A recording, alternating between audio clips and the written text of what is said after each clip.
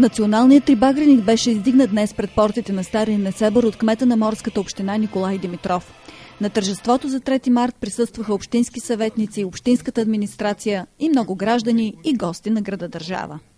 Аз пожелавам на нашите съграждани да не се предават и да отстояват винаги свободата, която сме извоювали нашите предци преди 131 години и винаги нашата община да бъде една от най-добрите в България.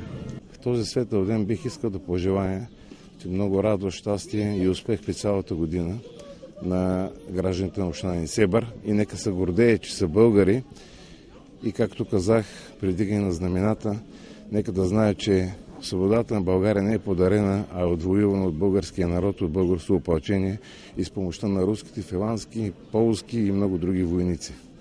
Празникът беше отбелязан с поход на членовете на мотоклуб Несебър. Стотици мотори с националния трибагреник преминаха по улиците на морския град.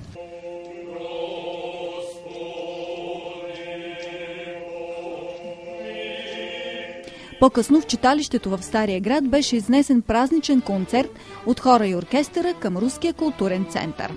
Свободата е дошла благодарение на обединението на усилията на българското опълчение, на руските войни, така че това е един вид признателност към руският народ. Още повече това е една емоционална връзка, която през годините е много силна. През последните години още повече, защото местните хора очакват инвестициите и на руснаци, очакват и туристи от Русия, които ще дойдат през тази година в условията на криза.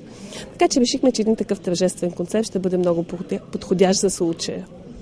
3 март беше отбелязан и във всички съставни селища на общината, където беше издигнат българският трибагреник.